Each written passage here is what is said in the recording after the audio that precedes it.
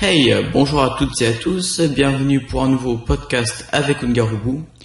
Aujourd'hui sur After Effects, où je vais essayer de vous montrer un peu comment utiliser le tremblement avec les expressions. Donc pour ça, je vous ai fait deux exemples. Donc le premier avec une espèce de petite bestiole qui bouge un peu de manière aléatoire sur un fond vert. C'est vraiment qu'un exemple, donc juste pour vous montrer un peu comment ça marche. Voilà, donc ça donne ça au final.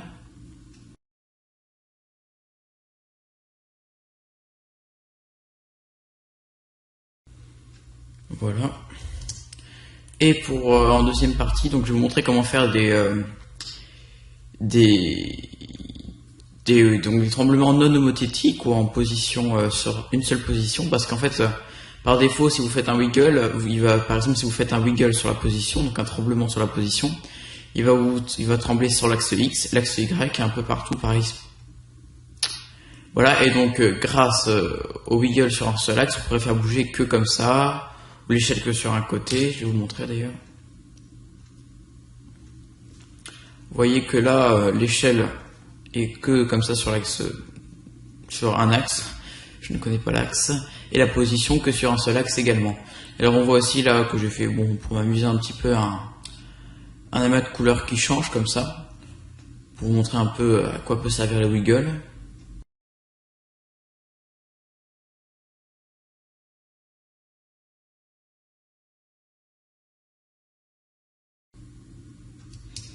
Voilà, donc on va commencer tout de suite.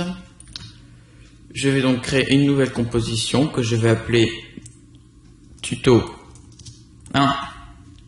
Donc 1920 c'est trop, donc on va aller du 1280 par 720, très bien. 25 images secondes. Pendant 20 secondes, très bien, c'est parfait. Donc on fait OK. Donc on a une nouvelle composition. Donc on va créer un fond tout de suite parce que ça sera quand même plus joli. J'aime bien le vert un peu comme ça, foncé là. Très joli. J'aime bien.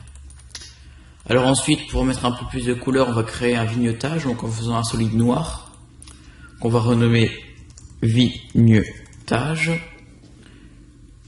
de la taille de la composition naturellement. On va ensuite, en restant cliqué sur la petite icône ici des formes, choisir l'outil ellipse et on double-clique. On fait ensuite pomme Shift I pour inverser la sélection, et dans le petit menu du masque qui s'affiche, on augmente le contour progressif. On va renommer ce calcul à fond.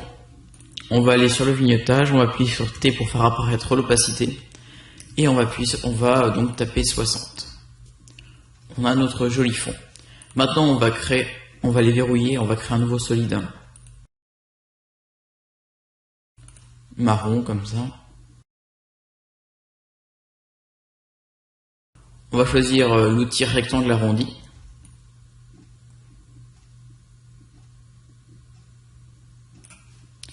Très bien. On place à peu près au centre. Donc moi j'ai un plugin en fait qui me permet automatiquement de recentrer le point là qui est ici, donc le point d'ancrage. On choisit là où on veut le mettre. Et on clique sur repositionner. Ça s'appelle Reposition Anchor Point. Vous pouvez le trouver gratuitement sur le net. Donc mon point d'ancrage au milieu. Je vais le mettre en dessous le vignettage. Comme ça. Alors pour que ce soit un peu plus joli, je vais mettre une petite ombre portée. Avec un lissage élevé. Je vais légèrement changer la couleur du fond qui me paraît un peu trop foncé. Paramètre du solide.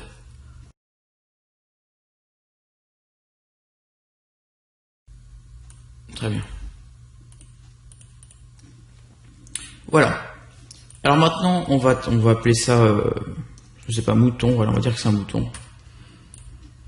On va aller dans la position.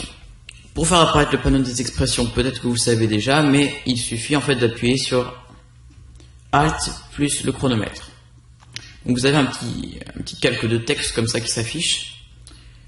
Et vous pouvez taper dedans vos expressions que vous voulez faire. Donc Donc pour faire un tremblement, donc ça s'appelle un wiggle en anglais, vous tapez donc wiggle, vous ouvrez la parenthèse et là il y a deux paramètres à taper, donc séparés par une virgule. Le premier paramètre, ça sera le nombre de tremblements par seconde. Donc là, vu qu'on veut que notre mouton ne se déplace pas trop vite, on va mettre un 0.2. Donc ça veut dire qu'en fait, tous les 2 dixièmes de seconde, il va changer de direction. Parce qu'en fait, si vous mettez des nombres entiers, ça fera forcément plus qu'une seconde, donc ça risque d'être un peu rapide. Vous pouvez pas séparer par une virgule si vous êtes français, parce que bon, on est habitué aux virgules. Mais sinon, il va prendre ça comme un second paramètre, il va pas comprendre. Donc, il faut bien penser au point. Et on veut quand même qu'il fasse des grands mouvements, donc on va mettre par exemple un écart de 500. On lance un pré-rendu en appuyant sur 0. Voilà, il vous pré-rend ça assez rapidement.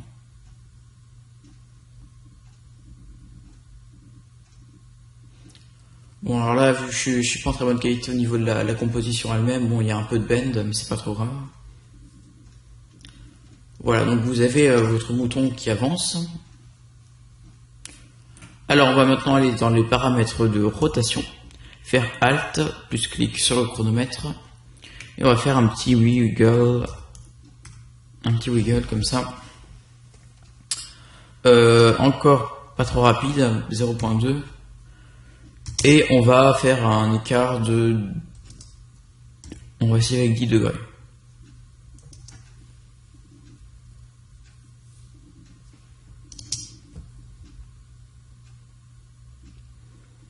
Voilà, on a l'impression qu'il flotte un peu au-dessus de l'herbe. C'est plutôt joli. Et enfin, pour accentuer encore plus l'aspect qui vole, en fait, on va faire comme s'il faisait des petits sursauts, vous voyez, comme si il bougeait un peu du haut vers le bas, comme s'il flottait en fait. Donc pour ça, on va aller dans l'échelle, on va faire un Alt, clic sur le chronomètre, un wiggle,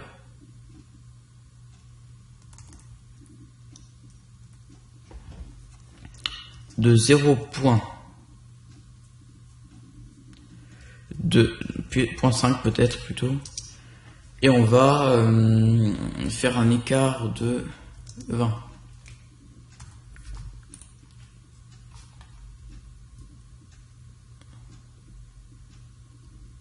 Ah, aux yeux j'ai oublié un jeu la wiggle. Hop.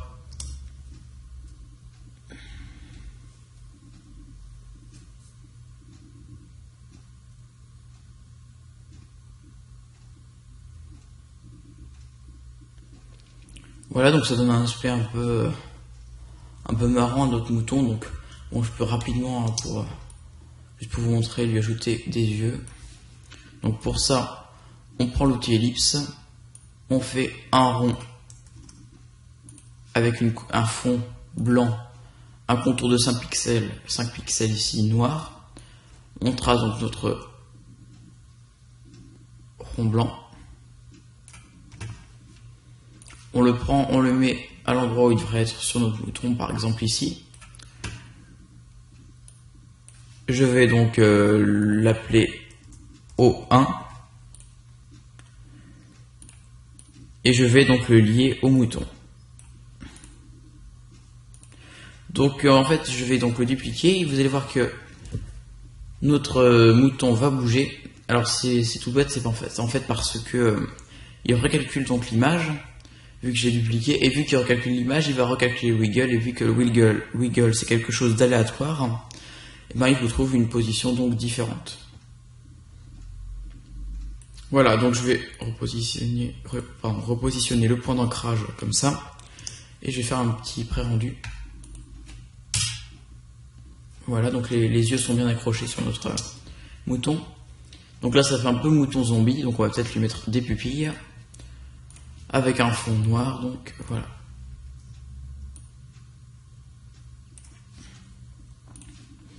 On prend notre petite pupille, on la met ici. On va l'appeler P1 comme pupille 1. On la met au-dessus de O1 et on lui accroche, comme ça. On va repositionner le point d'ancrage, comme ça. Au pire, si vous n'avez pas donc ce petit plugin très utile, vous avez ici un petit outil qui permet de replacer le point d'ancrage. Donc on va tracer notre... ou on va carrément dupliquer celui-là, tiens. CTRL D. Je vais le délier comme ça et l'accrocher à l'œil 2. Alors donc pour donner un petit côté naturel aux yeux, bon c'est pas du grand art mais bon voilà c'est pour l'exemple, on va mettre un petit mouvement aléatoire donc de wiggle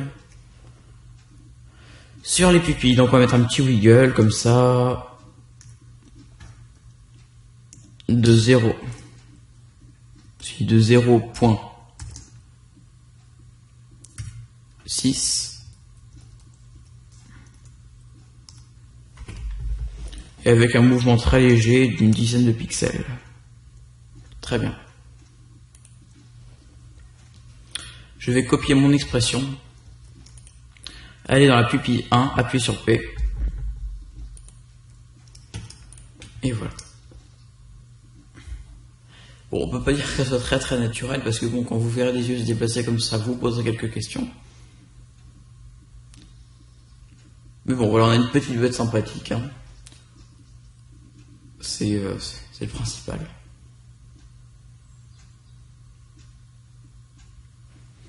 Voilà, vous connaissez un peu mieux le wiggle maintenant. Alors on va juste apprendre un peu à gérer donc les accélérations de wiggle. Par exemple, vous voudriez qu'au début le mouton il soit fatigué, il ne bouge pas. Là, il se pète à bouger. Et là, il soit à nouveau fatigué.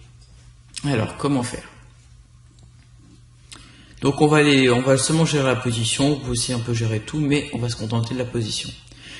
Donc il existe un effet qui s'appelle paramètre glissière. Donc en fait, c'est une sorte de slider. Voilà, paramètre glissière, qui permet de contrôler les expressions. En gros, il n'y a pas de fonction particulière si vous bougez, mais vous pouvez justement lui donner une fonction dans une expression. Donc je vais aller dans la position P. Je vais sélectionner ça. Et donc là, je vais, au lieu de mettre 0,2, je vais mettre la valeur du curseur du slider. Voilà, donc maintenant notre 0,2 a disparu. À la place, on a un effet paramètre glissière curseur. Effet paramètre glissière curseur. Et donc c'est la valeur qu'on récupère et qui permettra de définir donc le nombre de tremblements par seconde. Très bien, donc maintenant on peut donc animer la valeur du slider. Donc on va mettre 0. Ici 0.5 et ici 0.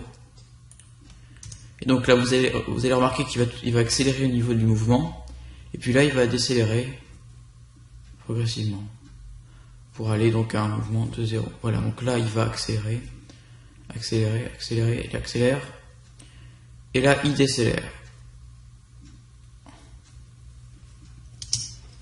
Voilà, donc vous avez appris à peu près à gérer le wiggle, un wiggle simple.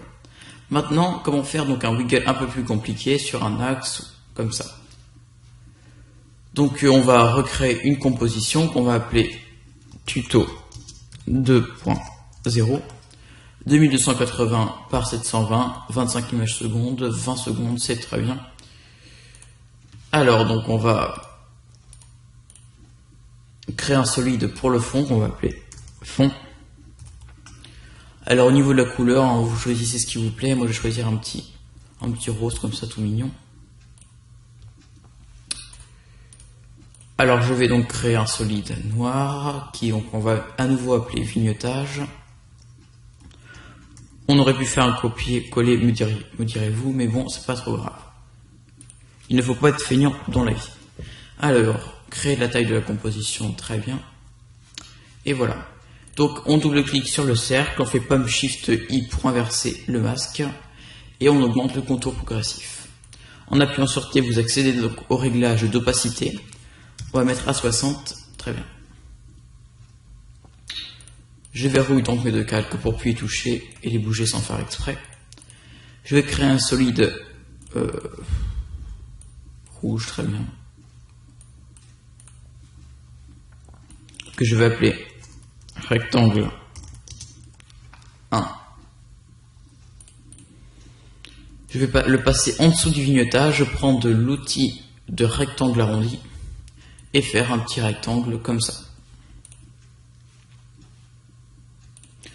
Pour le faire ressortir un peu plus, je vais lui appliquer l'effet ombre portée, auquel je vais augmenter la valeur du lissage, pas trop, voilà comme ça.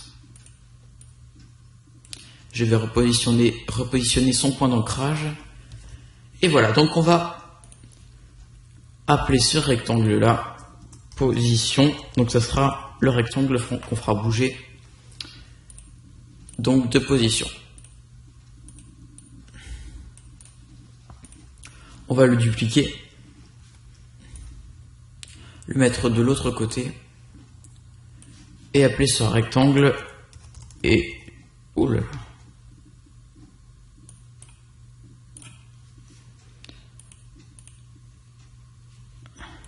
non pas position mais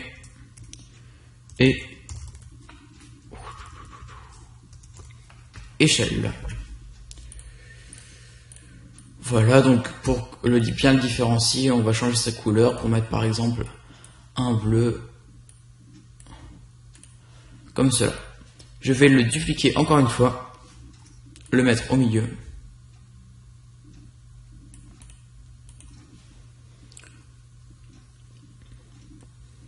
Prendre l'outil rotation, le mettre debout.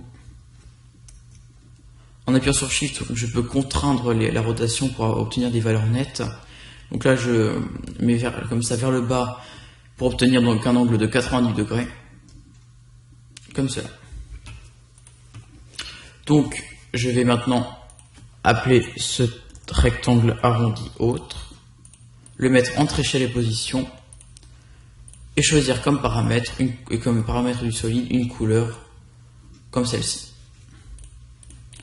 Donc je ne vais pas remettre donc les textes que j'avais mis au début parce que bon, ça prendrait du temps pour pas grand chose, et je vais commencer tout de suite. Donc je vais créer un calque d'effet que je vais appeler glissière. En effet, nous allons avoir besoin de beaucoup de glissières, à vrai dire 3. Donc je tape glissière dans le champ de recherche des effets et animation prédéfinie. Oh là là. Voilà, donc je prends le paramètre glissière et je le glisse donc dans le calque d'effet. Je vais appeler donc ce premier paramètre position. Je vais le dupliquer 2 fois. Le deuxième, je vais l'appeler autre. Et le troisième, je vais l'appeler échelle. Alors je ne suis même pas sûr que j'aurai besoin du autre, hein, ça dépend de ce que je voudrais faire en temps voulu. Oh, ça m'énerve. Voilà. Donc je vais aller dans la position donc du calque position. Quelle originalité. Et je vais donc faire apparaître le panneau des expressions grâce à Alt plus clic sur le chronomètre. Je vais donc rentrer une expression. Je veux que les valeurs, donc on dit value en anglais, et oui c'est de l'anglais hélas, on met égal, donc on veut que les valeurs soient égales à, dans un tableau. Premier, donc pour faire un tableau, on fait un crochet. On va mettre donc la première valeur qui sera égale à la valeur du premier axe, à la valeur du deuxième axe, donc on va mettre 301, 351.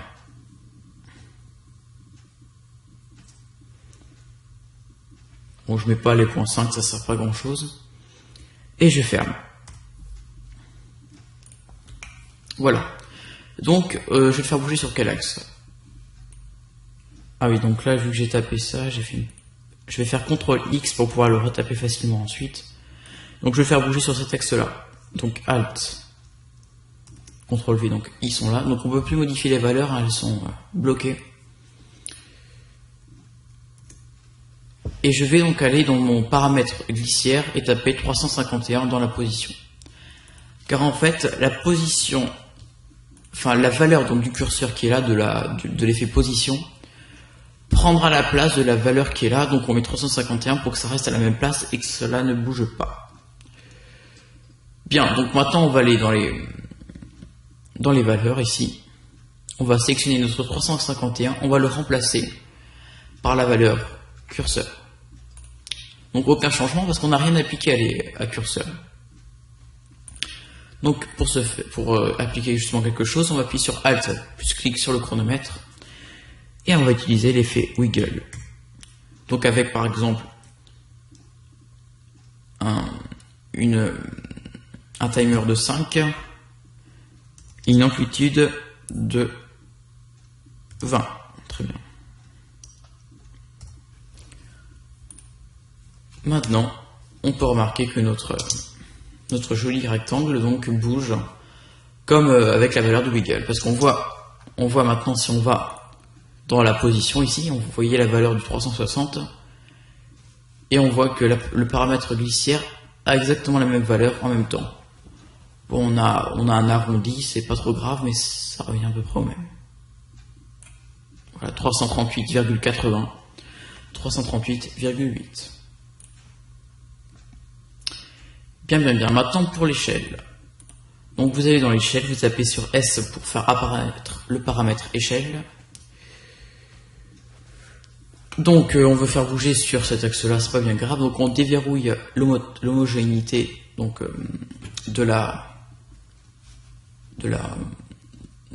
du paramètre donc échelle. On fait Alt plus clic sur chronomètre. On ouvre le paramètre value. On dit qu'elle est égale à, en un tableau, compte 100 et 100. Parce que là, on est à 100% de la taille originale. En effet, je n'ai pas fait de modification d'échelle au préalable.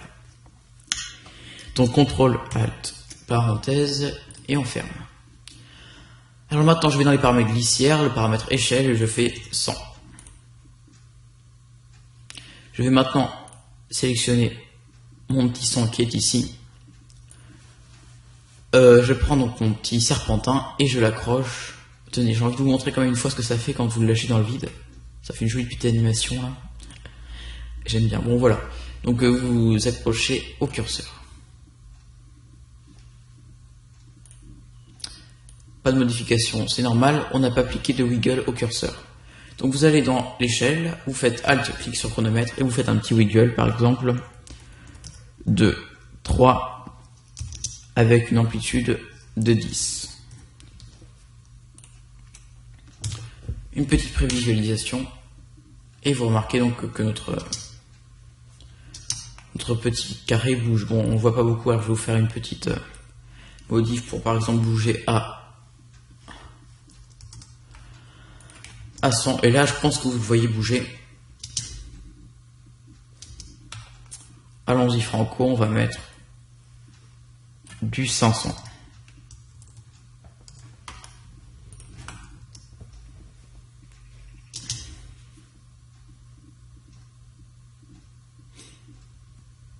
Voilà, donc on a notre petite animation. Alors maintenant, bon, je vais pas utiliser le autre qui est ici. Je vais donc vous faire un petit effet disco. Donc je vous ai préparé quelque chose. Donc là vous voyez, qui change de couleur en permanence comme ça. Mais en plus vous pouvez faire comme ça avec le paramètre comme ça, on change de couleur. Un petit effet comme ça, boîte de nuit. Bon, qui fait un peu mal aux yeux à la longue.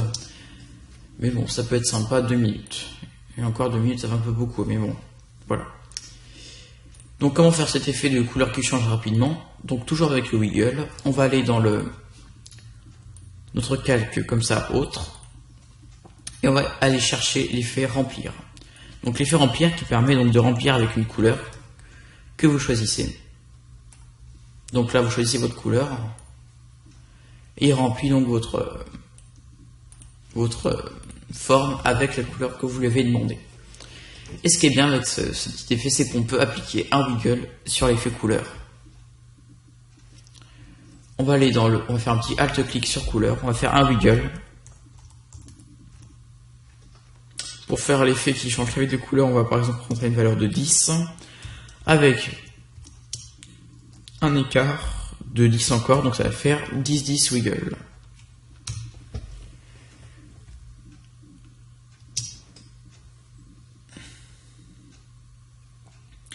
Et voilà, donc vous avez votre petit effet boîte de nuit. Donc j'espère que ce tuto vous aura plu, que vous en aurez appris pas mal sur le wiggle et donc sur le tremblement. A très bientôt pour un nouveau tuto avec Ungarobu.